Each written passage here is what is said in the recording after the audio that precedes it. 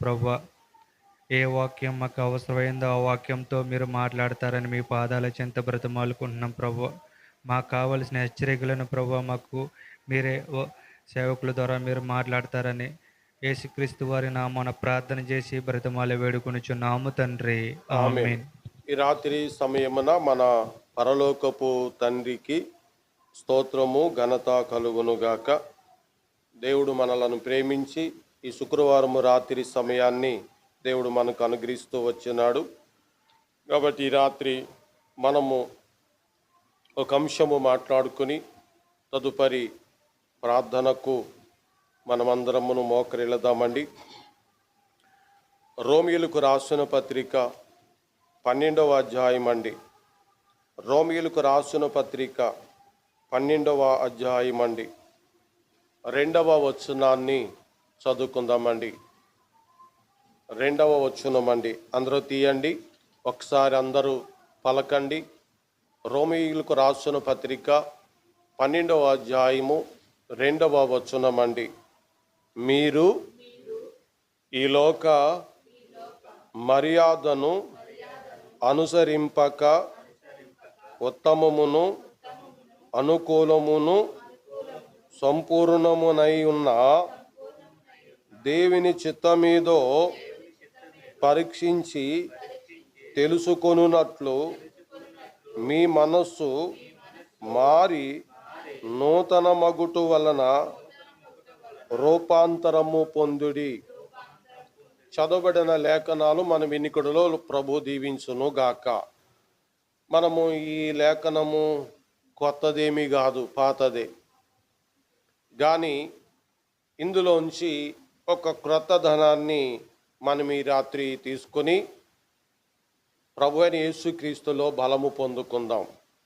మొదటి మాట, మీరు ఈ లోక మర్యాదను అనుసరించవద్దు. మరి లోక మర్యాదలో ఏముంటుంది? ప్రభు మర్యాదలో ఏముంటుంది? ప్రభు మర్యాదలో ఉండేది ఏమిటి, లోక మర్యాదలో ఉండేది ఏమిటి అనేది ఈ రాత్రి ఇంకాను అనేక సత్యాల్లో ఈ సత్యం కూడా మనం తెలుసుకుని పోతున్నామండి. గత దినాల్లో కూడా లోక మర్యాద అంటే ఇది, ప్రభువాక్యం అంటే ఇదేనని చాలా సందర్భాలు ఎత్తి మనం తెలుసుకున్నాము, నేర్చుకున్నాము. ఈ రాత్రి మనం ఈ స్థలమందు ఎందుకు కూడుకున్నాము, ప్రథమైన కారణం ఏమిటి? ప్రార్థన. ప్రభువారి సన్నిధిలో కృతజ్ఞతలు చెల్లించి, స్తుతులు చెల్లించి, ఆయనకు మన సంగతులన్నీ చెప్పుకొని, అలాగే మన ఇరుగు పొరుగు వారులు, అలాగే దేశంలో ఉన్నవారు జనులందరూ రక్షణ పొందుకోవాలని ఇలాగ ప్రార్థనలను, యాచనలను, కృతజ్ఞతలను సమర్పించడానికి రాత్రి మనము చేరి వచ్చినాము. మరి లోక మర్యాద, అలాగే ప్రభు మర్యాద. లోక మర్యాదలో ఏది ఉండదు అంటే, నిన్ను వలె నీ పొరుగు వారిని ప్రేమించుమన్న థాటు కానీ ఆలోచన కానీ ఉండనే ఉండదు. అట్లయితే ప్రభు మర్యాద ఏంటి? నువ్వు క్షేమంగా ఉండులాగునను, నువ్వు క్షేమంగా మంచిగా నడుచులాగునను నువ్వందరి కొరకును ప్రార్థించు. ఇది ప్రభు మర్యాద. దీన్ని మనం ఎక్కడ చదువుతాము? తిమోతి పత్రికలో కదండి. రండి, తిమోతి పత్రికలో ఈ మాట మనకి తెలిసిన మాటే. తీయండి, నాకంట ముందు ఏ పత్రికలో ఉందో తీయండి. తీయండి, ఏ పత్రికలో ఉంది చెప్పట్లా. చూడండి, మొదటి తిమోతి 2వ అధ్యాయం 1వ వచనంలో, మనము సంపూర్ణ భక్తియు మాన్యతయు కలిగి నెమ్మదిగాను సుఖముగాను బతుకు నిమిత్తము అన్నిటికంటే ముఖ్యముగా మనుషులందరి కొరకును, రాజుల కొరకును, అధికారులందరి కొరకును విజ్ఞాపనములను, ప్రార్థనలను, యాచనలను, కృతజ్ఞతాస్తుతులను చేయవలనని పౌలు ఏమంటున్నాడంటే, హెచ్చరించుచున్నాను. అని 3వ వచనంలో ఏమన్నారు? ఇది మంచిదియు మన రక్షకుడగు దేవుని దృష్టికి అనుకూలమునై దై ఉన్నది అన్నారు. అంతే. ఆలోచించండి. ఇప్పుడు లోక మర్యాద ఏంటి? లోక మర్యాద ఏమిటి? లోక మర్యాదలో ఈ తార్పర్యము లేదు. లోక మర్యాదలో ఈ సేవా విధానము లేదు. లోక మర్యాదలో నిన్ను వలె నీ పొరుగు వారిని ప్రేమించుమన్నటువంటి సుగుణం లేదు. అట్లయితే క్రైస్తవులు ప్రార్థన మట్టికైనా, ఎవరికైనా బలహీనతలు వచ్చినప్పుడు, ఎవరికైనా ఆపదలు కలిగినప్పుడు ఓరకనే ప్రార్థించటమేనా, లేకపోతే క్రియ చేసేది కూడా ఉందా? లేదా? ఉంది. నీలో ఎవరికైనా శ్రమ సంభవించినప్పుడు ప్రార్థన చేయవలెను. ఎవరికైనా సంతోషం కలిగిన అతడు పాటలు పాడవలెను. మంచిదే. మరి ఆనాటికి భోజనము లేకుండా ఎవరైనా ఉన్నప్పుడు ఏం చేయాలన్నాడు యాకోబే? కావలసిన ఇయ్యి అన్నాడు. చలి కాసుకో, దుప్పడ కప్పుకో అని మీరు చెప్పిన ఎడల ఏమి ప్రయోజనం? అందుకనే ప్రార్థన చేసే పెదవులు కన్నా సహాయము చేసే చేతులు మిన్న అన్నారు. కాబట్టి క్రైస్తవులుగా ప్రార్థన, సహాయము కూడా రెండు చేయాలని బైబిల్లో రాయబడి ఉంది. అయితే బాప్తిస్మిచ్చు యోహాను బోధ ఏంటి? బాప్తిస్మిచ్చు యోహాను బోధ ఇదే, సాంఘికమైన సేవ. మనము ఈ రెస్పాన్సిబిలిటీలో మనం ఉండాలి. ప్రజల ఎడల ఎప్పుడు ఈ రీతిగా ఉండాలి. ఆయన ఒక మాట చెప్పినాడు. చాలా మాటల్లో ఒక మాట మనం తీసుకుందాం ఈ రాత్రి. 2 అంగీలు కలిగిన వాడు లేనివానికి ఒక అంగీ అయినను ఇవ్వాలి నాన్న. అందరి కొరకు ప్రార్థించాలి. నీ చేయగలిగినంత మట్టికి నువ్వు ఉపకారము కూడా చేయాలి. కాబట్టి ఇలా చేస్తే ఏం జరుగుతుంది? మనం చదువుకున్న తిమోతి పత్రిక 2వ అధ్యాయంలో చూడండి. మనము సంపూర్ణ భక్తియు మాన్యత కలిగి, అంటే మనం గీటు పెట్టిన బంగారం మాన్యత కలిగిందిగా కనపడుతుంది, లేక లోపం కలిగిందిగా కనపడతారు. మనం సంపూర్ణమైన భక్తి జీవితంలో ఉండాలంటే ఈ రీతిగానే ఉండాలని పౌలు గారు తెలియజేస్తున్నాడు. అందుకనే మీరు ఈ లోక మర్యాదను అనుసరించకండి. మరి ఉత్తమమైనది ఏంటో, మేలైనది ఏమిటో పరీక్షించి చేపట్టండి. మీ హృదయము రూపాంతరము పరుచుకోండి. లోక మర్యాదలో రూపాంతరం పరుచుకోవటం ఏమీను లేదు. కాబట్టి మనము లోక మర్యాద అందరి క్షేమం కొరకు ప్రార్థన చేసేదిగా ఉంటుందని మనం తెలుసుకోవటం లేదు. కానీ ప్రభు మర్యాద అందరి కొరకు చేతులు చాపాలి, పెదవులతో ప్రార్థన కూడా చెయ్యాలని దేవుని వాక్యము తెలియజేస్తుంది. యాకోబు పత్రిక 4వ అధ్యాయము 4వ వచనములోనికి రండి. ఇక్కడ క్రైస్తవుడు ప్రభువుని ఎరిగినవాడు, ప్రభునందు విశ్వాసముంచినవాడు ఈ రీతిగా మారితే ఏమైపోతారో చెప్పినారు. చూడండి. వ్యభిచారిణులారా, ఈ లోక స్నేహం దేవునితో వైరమని మీరెరుగరా? కాబట్టి ఎవడు ఈ లోకముతో స్నేహము చేయగోరునో, ఇందులో దేవునికి ప్రియమైన బిడ్డగా ఉన్నవాడు, దేవుని సన్నిధిలో ప్రార్థనలు చేసినవాడు. యాకోబు పత్రిక 4వ అధ్యాయం 1వ వచనాల్లో ప్రార్థించిన ఎలా ప్రార్థన చేస్తారట? భోగేచ్ఛుల కొరకు. మరి భోగేచ్ఛులు కలిగి కొరకు ప్రార్థించేవారు లో ఏ మర్యాద ఉంటుంది చెప్పండి? ఉదాహరణకి నాకు ఒక ఏదో ఉండాలి కానీ ఇంకెవరికి ఉండకూడదు అనుకున్నాను. నేనే భోగంగా ఉండాలి, నేనే సేఫ్గా ఉండాలి, ఆ పక్కోడు కొనకూడదు, పక్కోడు కొనకూడదు. అలాగని ప్రార్థించేవారు లేరా? ఉన్నారు. అందుకనే పై 4వ అధ్యాయంలో మీలో యుద్ధములను పోరాటములను దేని నుండి కలుగుచున్నవి? మీ అవయవములలో పోరాడు మీ భోగేచ్ఛల నుండియే కదా. మీరు ఆశించుతున్నారంటే ప్రార్థన చేస్తున్నారు. మీరు ఆశించుతున్నారు అన్నారు అంటే ప్రార్థిస్తున్నారు, కానీ మీకు దొరకటము లేదు. నరహత్య చేయుదురు, మత్సరపడుదురు గాని సంపాదించుకొనలేరు, పోట్లాడుదురు, యుద్ధము చేయుదురు గాని దేవుని అడగనందున మీకేమియో దొరకదు. మీరు అడిగినను, ప్రార్థించేవారండి వీళ్ళు, మీరు అడిగినను, మీరు ఆశించినను మీ భోగముల నిమిత్తము వినియోగించుటకై దురుద్దేశముతో అడుగుదురు గనక మీకేమియో. ఎలా అంటే, ఒకసారి ఒక ఆయన అన్నాడు, నాకు దురుద్దేశము లేదండి, మంచి ఉద్దేశం ఉంది కాబట్టే నాకు ఇంత ధనవంతుడిగా చేశాడండి అన్నారు.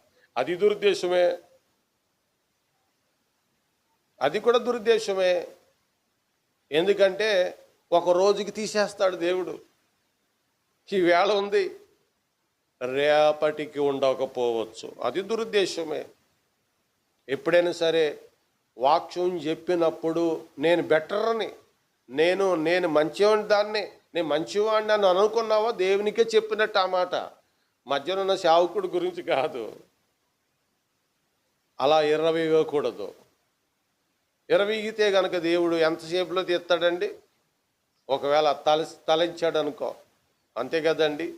కాబట్టి లోక స్నేహము దేవునితో వైర్యాన్ని కలిగజేస్తుంది.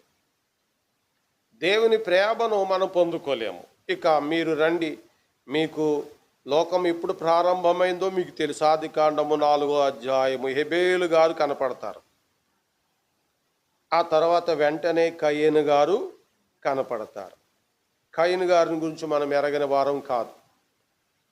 కయీను గురించి కొత్త నిబంధనలో అతడు అపవాది సంబంధి. కయీను ఎవరి సంబంధి? అపవాది సంబంధి. కయీను దేవునిలో ఉన్నవాడే, ఆరాధనలో ఉన్నవాడే. కయీనులో లోకం ఉంది. లోకము ఎదటివాడు ఆనందంగా ఉంటే నచ్చదు. హేబెలు బలి దేవుడు అంగీకరించినందున కయీనుకి నచ్చిందా? చూసారండి, దొంగ హత్య చేశాడు. హత్యలో దొంగ హత్య. తమ్ముడితో మాట్లాడుతున్నాడు. కొడతాడు అనుకోలేదేమో, చంపేస్తాడని అనుకోలేదేమో.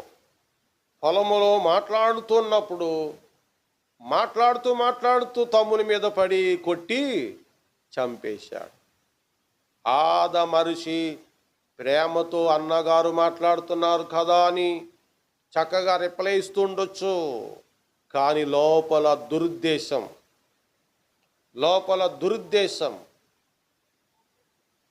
అందుకనే ఈ లోక మర్యాద అనుసరించవద్దు. ఎక్కడ స్టార్ట్ అయిందంటే ఇక్కడే స్టార్ట్ అయింది.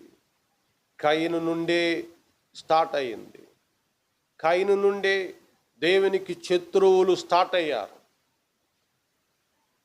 ఇక హేబెలు ప్రార్థనా పరుడని అతని రక్తమే మొరపెట్టినట్టుగా 10వ వచనంలో మనము చూస్తున్నాం. నా పేజీ తిప్పండి, 4వ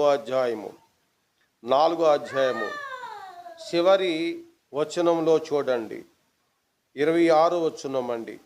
మరియు చేతునకు కూడా కుమారుడు పుట్టెను, అతనికి ఎనోషు అను పేరు పెట్టెను.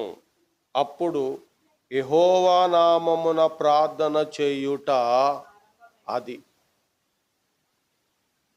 ఇప్పుడు సేతునకు కూడా కుమారుడు పుట్టినప్పుడు పరలోకమందున్న దేవునికి ప్రార్థన ప్రారంభమైంది. పౌలు గారు పరిశుద్ధాత్మ ప్రేరేపణతో ఇలాగనే రాస్తున్నాడు మాట అండి. ఇక్కడ సేతు సంతానం ప్రార్థనా పరులు, దేవునికి ఇష్టమైన కుమారులు, దేవుని యందు నమ్మకము కలిగిన వారు, తన్ను ఎందరు అంగీకరించితురు అనగా తన నామమునందు విశ్వాసముంచున వారికి దేవుని పిల్లలగుటకు ఆయన అధికారం అనుగ్రహించెను. వారు శరీరేచ్ఛలతో పుట్టిన వారు కాదు, ఆత్మలో తిరిగి జన్మించిన వారు. షేతు కుమారుడు ఎనేసు పుట్టినప్పుడు ప్రార్థన ప్రారంభమైందంటే వారు దేవుని మీద ఆనుకోవటము ప్రారంభించారు, దేవునికి స్తుతులు చెల్లించడం ప్రారంభించారు. నాయనా, ఈ రాత్రంతా, ఈ పగలంతా కాపాడావు, ఈ రాత్రి మాకు ఇచ్చినావు, ఈ రాత్రి సుఖనిద్ర దయచేయి నాయనా.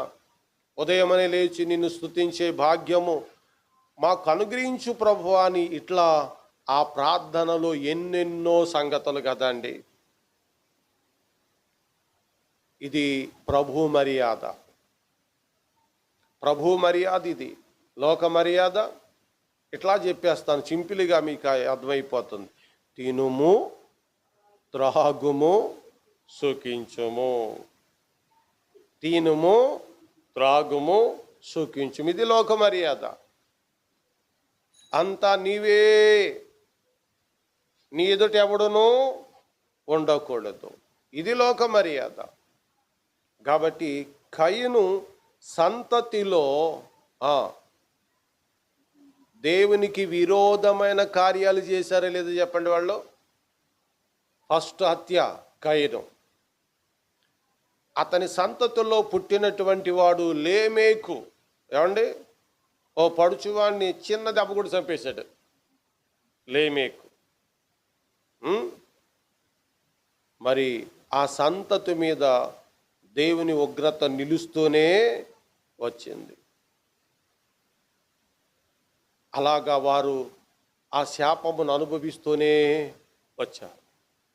అందుకనే ఎవడు లోకాన్ని స్నేహిస్తాడో వాడు దేవునికి శత్రువు అగును. కయీను ఆరాధన చేయలేదు సరిగా, కయీను ప్రార్థన చేయలేదు సరిగా. నిన్ను వలె నీ పొరుగు వారిని ప్రేమించు అనే ఆజ్ఞ, తమ్ముడిని ప్రేమించవలసిన ఆజ్ఞ పాటించలేదు. కానీ తమ్ముడు చనిపోయి కూడా తన రక్తము నేల నుండి మొరపెట్టింది. అంటే చనిపోయినా బ్రతికిన మనం ఎవరు మారవండి, అది. కాబట్టి లోక మర్యాద ఇతరుల యొక్క క్షేమము వార్చనిది, ఇతరుల యొక్క బాగుని వార్చనిది.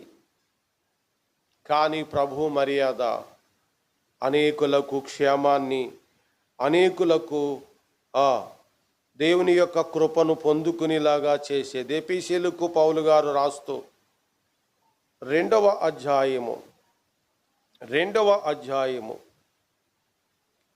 వచనం చూడండి. మీరు వాటిని చేయొచ్చు. ఇప్పుడు ప్రభువుని ఎరగనప్పుడు, అపరాధములో ఉన్నప్పుడు, పాపములలో చచ్చినప్పుడు మనము వాటినే చేస్తూ వచ్చామండి. గుర్తుపెట్టుకోండి, ఇప్పుడు అలా చేయటానికి వీలు లేదు. ఇంతవరకు అలాగే ఉన్నాము. ఆహారము లేని రోజుల్లో నా మట్టుకి నేను ఆహారం కొరకు ఆకలితో నా పక్కనున్న యవన పిల్లల మీద ఎంతో దాడి చేశాను.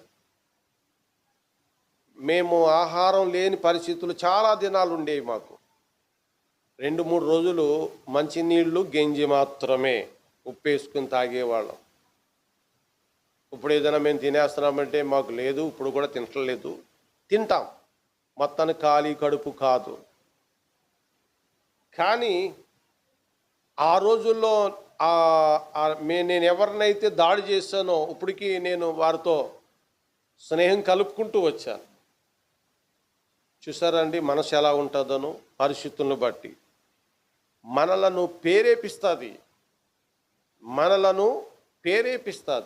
మనము వాటినే చేస్తాం.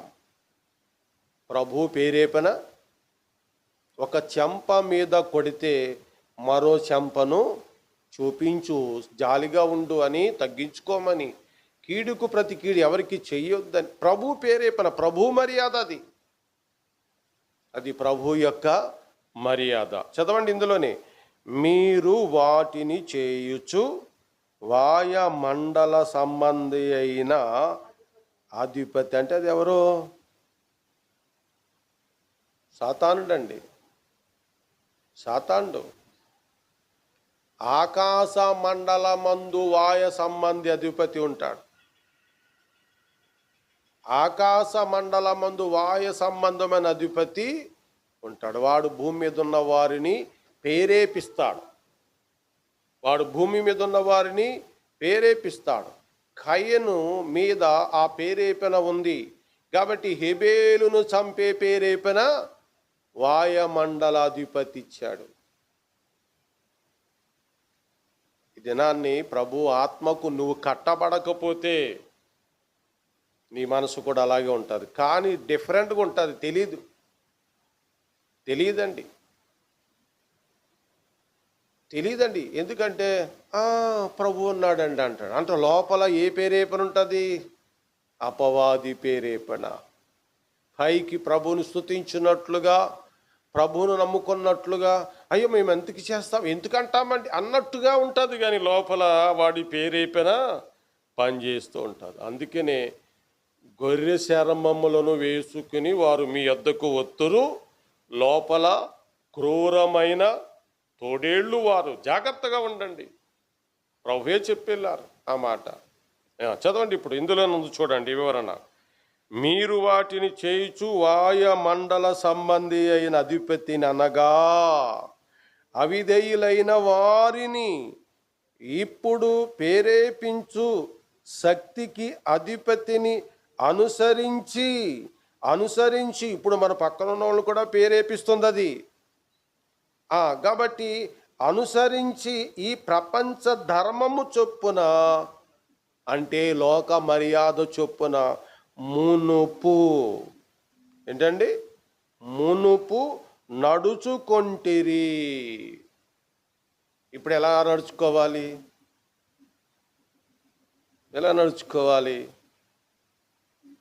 ఏమండి, నీ నడక తేటగా ఉండాలని ఒక ఆయనకి చెప్పానండి నేను.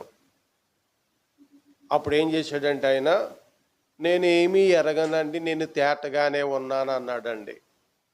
అదేంటయ్యా, ఏమి ఎరగనంటావేంటి? నువ్వేదో చేయించేది నువ్వు చేయక ఎవరికో ఇచ్చావని తెలిసింది ఏంటంటే అది కూడా తప్పేనండి అన్నాడు నన్ను. అది కూడా తప్పే, నాకే సంబంధం లేదండి. ఆయన ఇచ్చుకుంటున్నాడండి, నాకే సంబంధం లేదండి, ఆయనే చూసుకుంటాడండి, నేను ప్రార్థనే చేస్తున్నానండి అన్నాడు. అంటే నేను ప్రభువుని నమ్ముకున్నాను, నేను అలా చేయకూడదని సేవకుడు చెప్పాడు కాబట్టి నేను చేయను, ఈ పని నువ్వు చేయమని ఇంకొకడికి అప్పచెప్పాడు.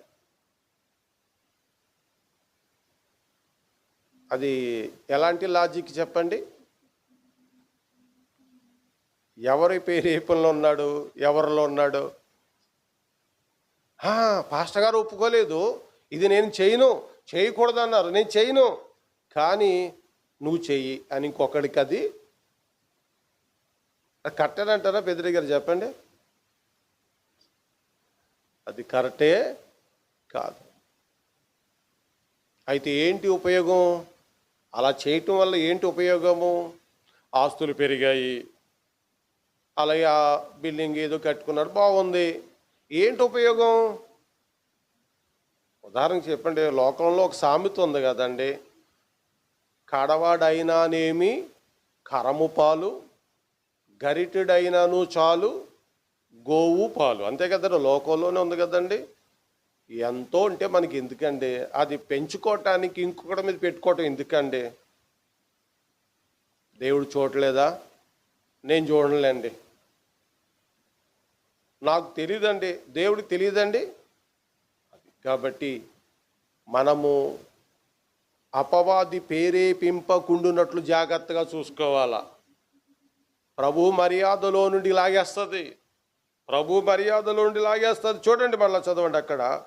మునుపు నడుచుకొంటిరి, 3వ వచనంలో వారితో కలచి మనమందరము శరీరము యొక్కయు మనసు యొక్కయు కోరికలను నెరవేర్చుకొనుచు మన శరీరాశులను అనుసరించి మునుపు, ఆ మాట ఎందుకు మీకు చెప్తున్నానంటే, మునుపు ప్రవర్తించుచు కడమవారు వలనే స్వభావ సిద్ధముగా దైవోగ్రతకు పాత్రులమై యుంటిమి.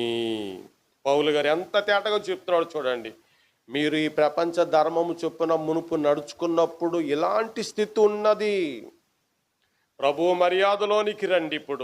ఇప్పుడు ప్రభు మర్యాదలో ఉన్నాము కాబట్టి 5వ వచనంలో 4వ వచనంలో అయినను దేవుడు కరుణా సంపన్నుడయుండి మనము మన అపరాధముల చేత చచ్చిన వారమై ఉండినప్పుడు సైతము మన ఎడల చూపిన తన మహా ప్రేమ చేత మనలను క్రీస్తుతో కూడా బ్రతికించెను. కృప చేత మీరు రక్షింపబడి ఉన్నారు. చెప్పండి, ఇప్పుడు మనం ఎవరి ద్వారా రక్షించబడ్డాము? ప్రభు ద్వారా. కాబట్టి లోక మర్యాదను అనుసరించకూడదు. మరి లోక మర్యాదను అనుసరించకుండా ప్రభు మర్యాదను అనుసరించడానికి మనం ఏం చేయాలి? రూపాంతరం పొందాలి. రూపాంతరం పొందాలి అంటే పునర్జన్మ అనుభవంలో ఎదగాలి అని అర్థం అండి. మనము మొక్కేసాము, ఆ మొక్క అంకురం వచ్చింది, అంతవరకు ఎదిగింది, ఎదుగుతూనే ఉంది కదా, పర్లేదు అనుకున్నాం. కానీ ఉండే కొలది అక్కడే ఉండిపోయింది. అది ఇంకా పైకి ఎదగాలి, రంగు మారాలి, ఆకేయాలి, కాండం ముదరాలి. ఇవన్నీ చేయకుండా అది అక్కడనే ఉండిపోయింది. అప్పుడు అంటాము, దీని వలన ప్రయోజనం ఏమీను లేదు, వేరే విత్తనం పెట్టరండి అంటాం. మనం కూడా అలాగైపోతాం. మేము జాగ్రత్త. మనము ఆత్మ ఫలాలు ఫలించే వారంగా ఉంటాం. కాబట్టి గమనించండి, ఎప్పుడైనా సరే నేను చాలాసార్లు మీకు చెప్పుకుంటూ వచ్చాను, నీ మనస్సాక్షి చొప్పున నీవు చేయవద్దు. మన మనస్సాక్షి మనకు కరెక్ట్గా ఇచ్చే సూచనలు ఏమీను ఉండవు. మన సొంత మనసు కూడా మనకు సొంతగా ఉన్న ఆలోచన కూడా మంచివి కావు. కాబట్టి ప్రభు వాక్యమే స్థిరమైంది, ప్రభు మాటే కరెక్ట్ అయింది. ప్రభు మర్యాదలోనే మనము సాగిపోవాలి. ఈ రాత్రి ఈ వాక్య సందేశము మనందరి వినికుడిలో ప్రభు దీవించును గాక. ఆమేన్. ప్రార్థన చేసుకుందామండి. ప్రేమ నమ్మకమైన తండ్రి, ఈ రాత్రి లోక మర్యాద, మీ యొక్క మర్యాదను గురించి మాకు తెలియజేస్తున్నారు. ఈ మాటలు మా హృదయాల్లో గుచ్చి నూరంతులుగా ఫలింప చేయండి. ఈ రాత్రి స్వరం విన్నవారు మారు మనసు పొంది మీలోనికి వచ్చి కేవలం మీ వాక్యము ద్వారా, మీ ప్రేరేపణ ద్వారా, మీ ఆలోచనల ద్వారానే నడుచుకునే భాగ్యము దయచేయండి. ఈ లోక మర్యాదను వారు అనుసరింపకుండా వారి ఆచారాలన్నీ మార్చుకోవటానికి సహాయం చేయమని త్వరగా రాబోతున్న మా ప్రభువైన యేసుక్రీస్తు నామములో ఈ ప్రార్థన అడుగుచున్నాము తండ్రి. ఆమేన్. అందరికీ వందనాలు.